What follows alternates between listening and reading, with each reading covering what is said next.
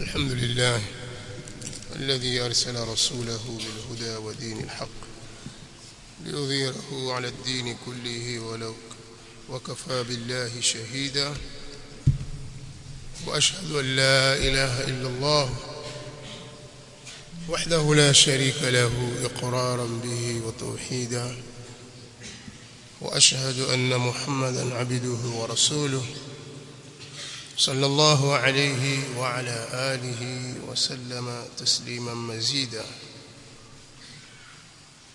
أما بعد ikiwa leo ni usiku tarehe 21 katika mwezi wa Muharram mwaka wa 1448 kwa mujibu wa kalenda ya Kiislamu na Hijiria,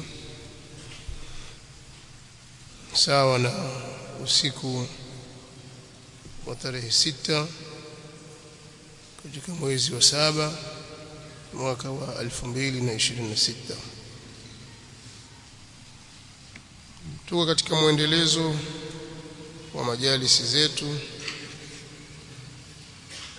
tulizoziweka maalum kwa ajili ya kuzungumzia mauaji ya kinyama na ya dhulma aliyofanyiwa mjukuu wa Mtume Muhammad sallallahu alayhi wa alihi wasallam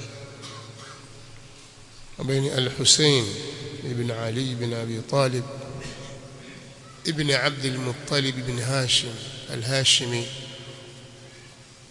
رضي الله عنه وارضاه.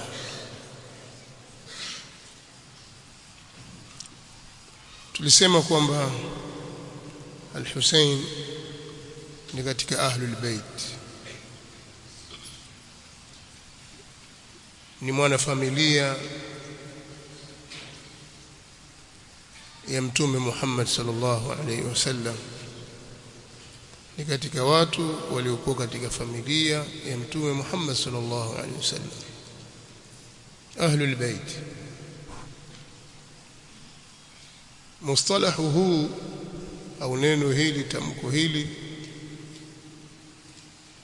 limetumika sehemu mbalimbali katika Qur'ani, katika Sunna, kwenye vitabu vya lugha ya Kiarabu na vitabu mbalimbali vya sheria. Lakini kwa masikitiko ni kuwa watu wengi hawafahamu maana yake sahihi, maana sahihi ya neno hili na uhalisia wake, kiasi ambacho wanaweza kuwaingiza wanaowataka wakawatoa wanaowataka. Au mtu akikaa haraka haraka kitajua ahlul bait, ajua kwamba hao mashia. Ume ahlul bait maana yake ni tofauti na hivyo unavyofikiria.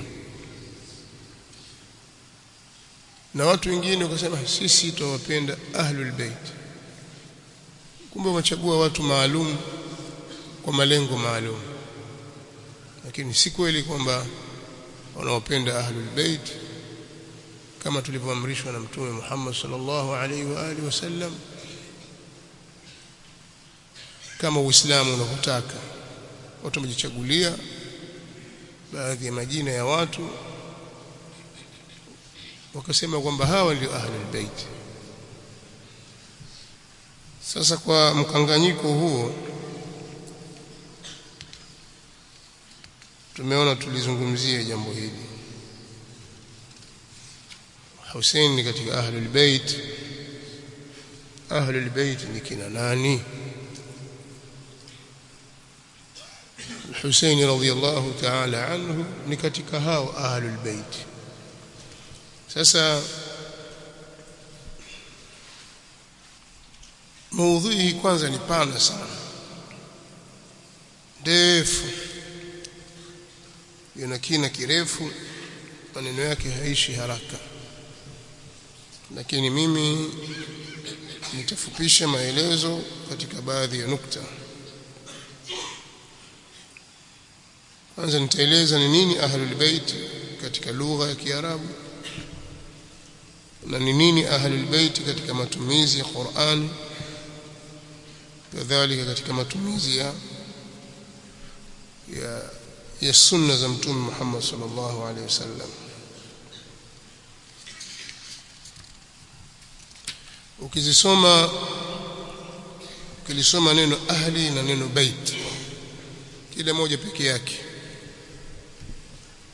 neno ahli na neno bait. Neno ahli asili yake lina maana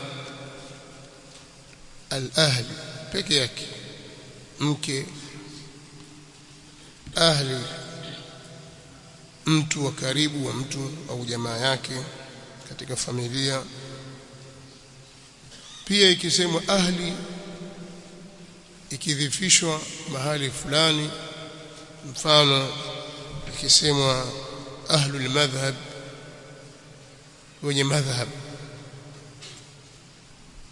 makusudio ni mayudinu bihi, ni wale wanaoyafuata madhehebu haya. Ikisemwa ahlul islam, inakusudiwa wale wenye huu Uislamu ambao wanaufuata Uislamu. Ahlul kitabi, ahlu, inakusudiwa wale waliopewa kitabu katika Mayahudi na Manasara, ahlul kitab. Ahlul amri, ulatuhu, ni wale watawala wake wenye kulitawalia jambo, kwa maana watawala. Wa ahlul bait sukanuhu, kiambo hawa ni watu wa nyumba hii, wakazi wake yani. Wa ahlur rajuli akhassu an-nasi bihi, ahli wa mtu ni wale wanaomhusu yeye, watu wake maalum wanaomhusu. Wa ahlu baiti an-nabii sallallahu alaihi wasallam azwajuhu wa banatuhu wa sihruhu, a'ni aliya. Ahlul bait wa Mtume sallallahu alaihi wasallam ni wake zake, banati zake, mkwewe yani Ali bin Abi Talib. Na pia imesemwa nisauhu au nisaun nabii warijalu alladhina hum ahluhu. Haya maneno ameyataja al-Imam Ibn Manzur katika Lisanul Arab, kielezea kuhusu ahli na pale inapodhifishwa. Na neno bait ni nyumba. Bait inaweza kuwa na maana ya nyumba. Bait pia inaweza ikawa ni ubeti katika shairi. Nikisema ahlul bait, kwa maana ukichanganya neno hili linakuwa mwana familia, wana familia katika nyumba yetu, ahlul bait. Hiyo ndiyo lugha ya Kiarabu, na pia imekuja namna hiyo matumizi ya Qur'an, kwa sababu ukisoma Qur'ani ambayo imeteremka kwa lugha ya Kiarabu iliyofasaha, utaona neno ahli bait limekusudiwa wana familia wa nyumba fulani, akiwepo mama na watoto wake, baba, mama na watoto. Ukisoma suratul Qasas aya 12, wakati Musa alayhi salatu wassalam akiwa bado mdogo, mama yake alikuwa na hofu juu yake kwa sababu ya mpango wa uovu walikuwa wakifanya Firauni wa kuwaua watoto wa Bani Israila. Mama yake akaamrishwa amtie kwenye tabuti kisha amtupe kwenye bahari. Mtoto yule akaokotwa. Walimuokota ni watu wa Firauni. Huyo muuaji, mtoto kaenda mpaka katika nyumba hiyo. Sasa tumfanyeje? Wakajadiliana mke wake. Qur'ani inaeleza mke akazuia asiuawe, kwamba wamfanye kuwa ni mwana wao, huenda akawasaidia akawanufaisha huko baadaye. Sasa mtoto bado mchanga atakiwa anyonye, wakaletwa wanyonyeshaji wote katika nchi ile. Mtoto yule, watoto wake wale wanyonyeshaji wote akawakataa. Musa bado mtoto mchanga anyonye, lakini wale wote akawakataa. Sasa dada yake alikuwa akifuata mwenendo wa mdogo wake huyo, akawafuata wale watu wa Firaun, akawaambia maneno haya, pana mahali pa ushahidi: hal adullukum ala ahli baitin yakfulunahu lakum wa hum lahu nasihun. ahli bait, hal adullukum ala ahli baitin, je, niwafahamishe au niwajulisheni watu wa familia ambao watamlea kwa ajili yenu? Niwafahamishe kwamba kuna familia fulani inaweza kumlea kwa ajili yenu, na wao watakuwa wema kwake. wa hum lahu nasihun, na wao watakuwa kwake yeye ni watu wema, hawatamdhuru. Akatumia ahli bait. Kwa katika Qur'ani, katika matumizi yake likitajwa neno ahli bait, moja katika maana zake ni wanafamilia, wakazi wa nyumba fulani, familia fulani, wakiwemo wake na watoto na wengineo, baba, mama, mtoto wa kike na wa kiume, wote wanaambiwa ni ahlul bait. Lakini pia ukisoma Qur'ani vizuri, ukisoma hiyo ya suratul Qasas aya 29, Musa alayhi salatu wassalam alishakuwa mtu mzima,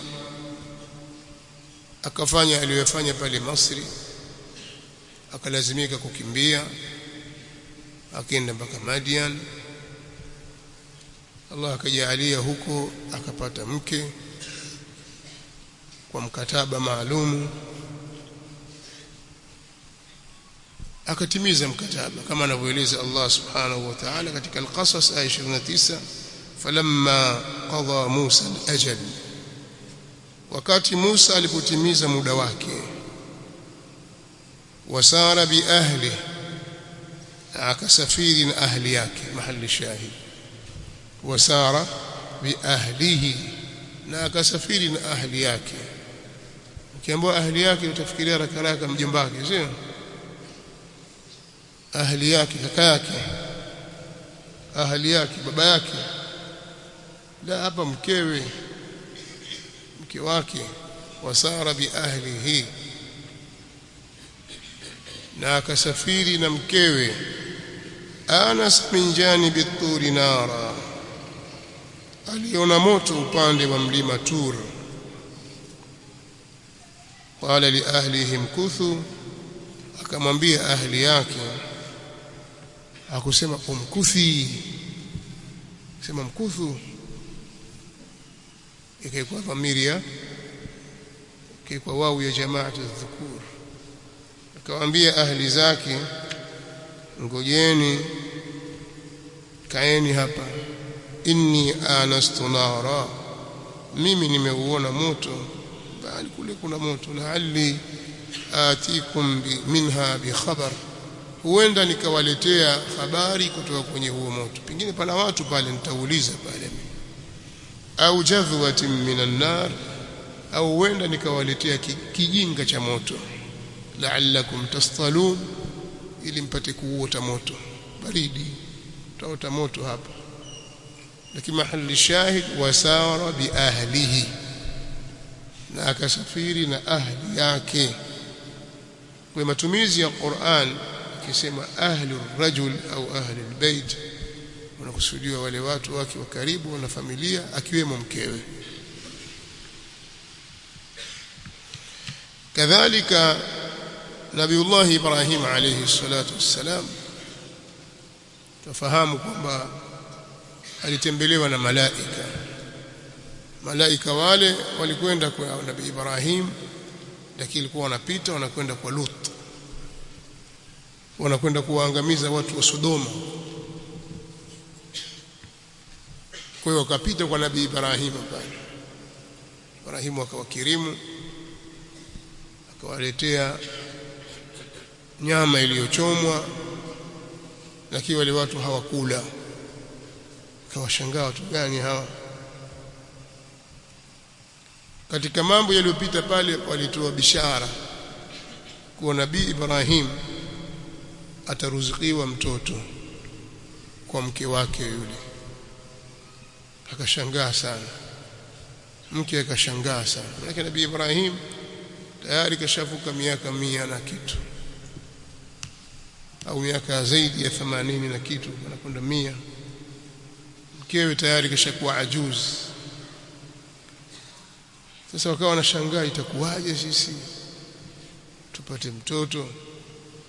Ndio akaambiwa na malaika pale, Allah anasema qalu ata'jabina min amri Allahi rahmatullahi wa barakatuhu alaykum ahla albayt innahu hamidun majid. Ata'jabina min amri Allah, malaika wako wanamuuliza unaistajabia amri ya Allah, shani yake, kwamba ile jambo huona kubwa sana wewe, unalistajabia jambo la amri ya Allah. Rahmatullahi wa barakatuhu alaykum ahla albayt, rehma za Allah na baraka zake zishuke juu yenu enyi watu wa nyumbani kwa Ibrahim, wana familia wa Ibrahim. Anaambiwa hapo ni mke wake Nabiullah Ibrahim alayhi salatu wassalam, tena pia kwa dhamiri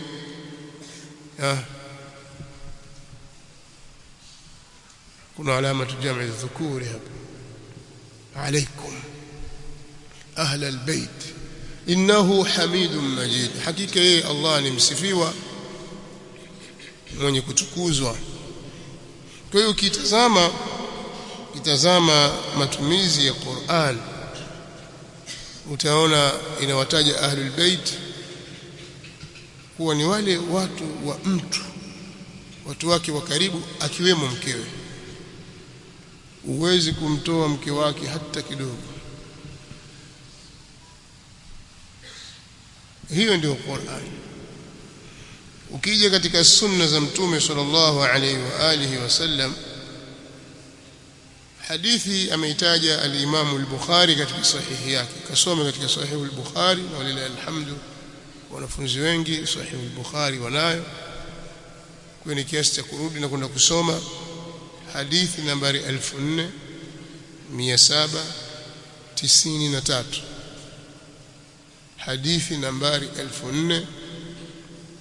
4793 ndani ya sahihu al-Bukhari. Hadithi imepokewa kutoka kwa Anas ibn Malik radhiyallahu anhu, amesema بني على النبي صلى الله عليه وسلم بزينب ابنة جحش رضي الله عنها بخبز ولحم. أنس ينسمع فأرسلت على الطعام داعيا فيجيء قوم فيأكلون ويخرجون، ثم يجيء قوم فيأكلون ويخرجون، فدعوت حتى ما أجد أحدا أدعو، فقلت يا نبي الله ما أجد أحدا أدعو، فقلت يا نبي الله ما أجد أحدا أدعوه، قال ارفعوا طعامكم، وبقي 3 رهط يتحدثون في البيت. فخرج النبي صلى الله عليه وآله وسلم فانطلق إلى حجرة عائشة رضي الله عنها فقال السلام عليكم أهل البيت ورحمة الله. فقالت وعليك السلام ورحمة الله. Mtume sallallahu alaihi wasallam alipomuoa Zainab alitengenezewa walima wa mkate na nyama. Anas yasema mimi ndiye nikatumwa kwenda kuwaita watu waje kula chakula. Ikawa watu wanakuja, wanaingia pale, wanakula, wanatoka. Wanakuja watu wengine, wanakula, wanatoka. Mpaka watu wakawa watu wote washakula, hakuna mtu mwingine wa kumuita. Nikamwambia Mtume wa Allah sallallahu alaihi wasallam, sipati tena watu wengine wa kuwaita. Sijawaona watu wamekwisha. Mtume sallallahu alaihi wasallam akawaambia, ondoeni chakula chenu hicho. Chakula kikaondolewa. Pale kuna watu watatu walibakia, wakawa wanazungumza. Mtume sallallahu alaihi wasallam akatoka akaenda nyumbani kwa Ummul Mu'minin Aisha radhiyallahu ta'ala anha. Alipofika akasema maneno haya, mahali shahid: assalamu alaykum ahlal bait. Nyumbani kwa Aisha radhiyallahu anha anasema assalamu alaykum ahlal bait wa rahmatullah, wa dhamiri ya kiume, lakini bihi hakusema alayki wala alaykunna. Maneno haya zingatieni. Assalamu alayki, hakusema hivyo, wala assalamu alaykun. Alisema assalamu alaykum ahlal bait. Ahlal bait, salamu iwe juu yenu enyi watu wa nyumbani kwa Mtume sallallahu alaihi wasallam, wa rahmatullah. Naye akajibu wa alayka assalam wa rahmatullah. Hadithi nambari 4793 katika sahihu al-Bukhari. Wakati wa hadithu al-ifk, walipokuwa wakieneza maneno ya uongo wale wanafiki kwa lengo la kumchafua Ummul Mu'minin Aisha radhiyallahu ta'ala anha, wakidhani wanamchafua yeye, kumbe wanamchafua Mtume sallallahu alayhi wa alihi wasallam kwa kumsingizia juu ya zinaa. Maneno yale yalimuudhi sana Mtume sallallahu alayhi wasallam, akasema maneno haya. Maneno katika sahihi mbili.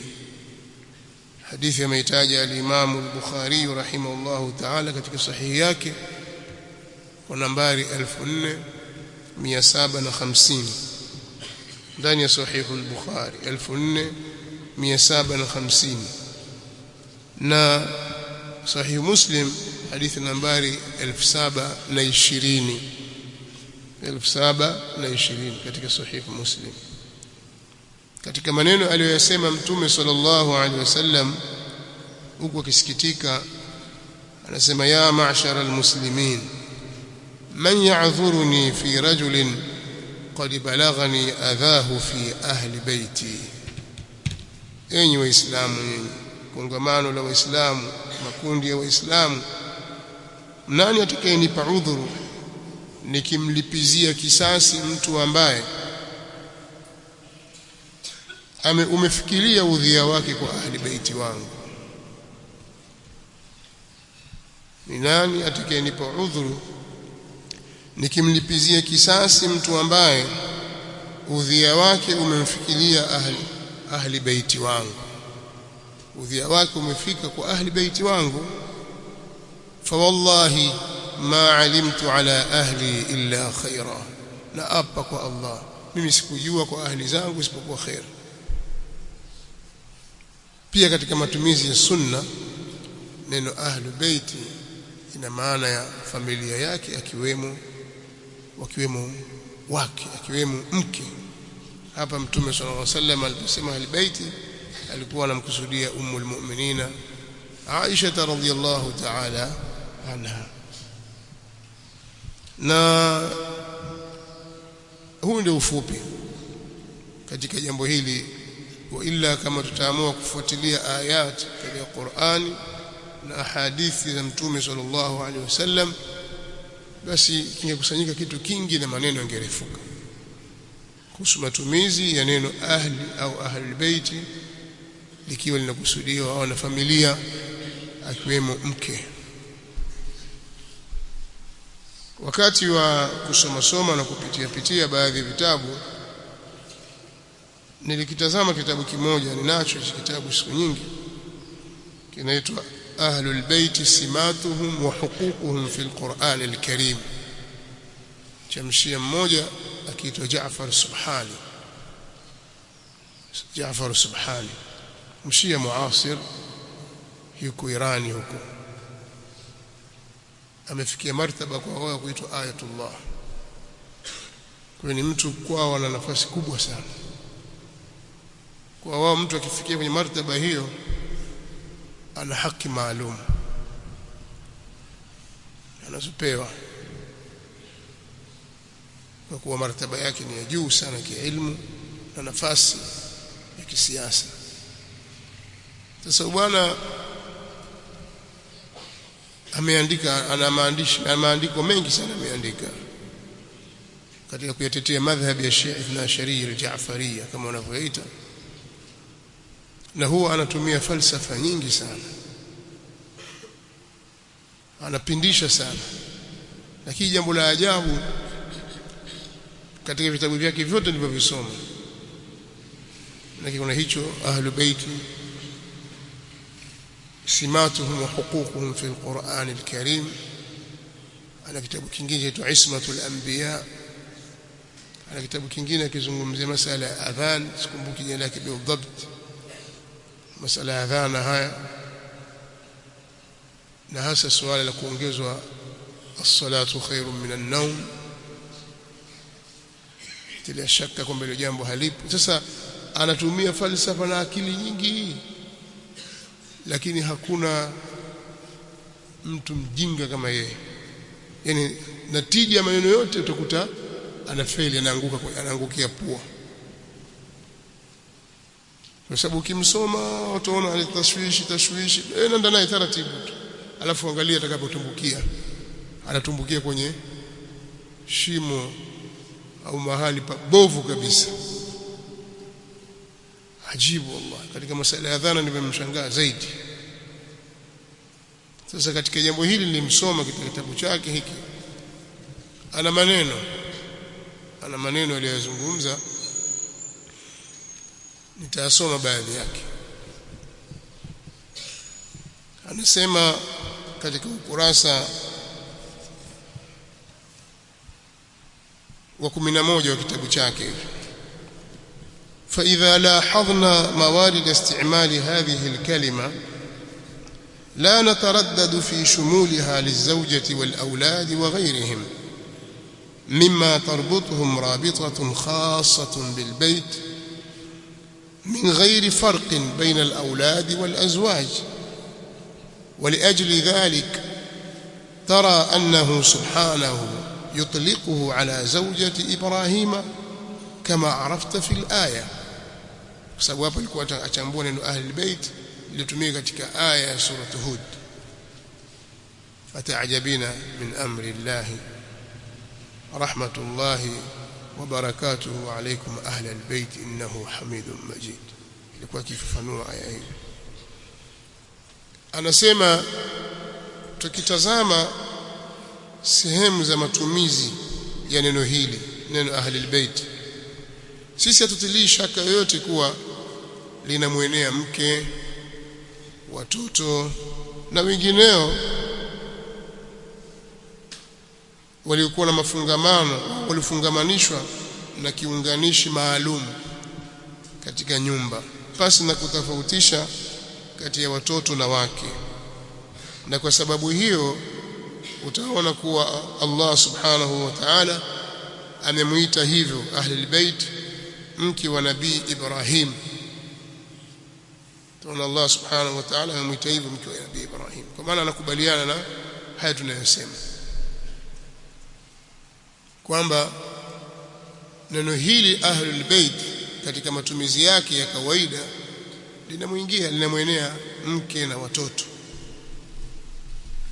wote, wanaingia katika neno Ahlul Bait. Na hivyo ndivyo ilivyotumika pia kwa mke wa Nabiiullah Ibrahim alayhi salatu wassalam wakati al-adhan.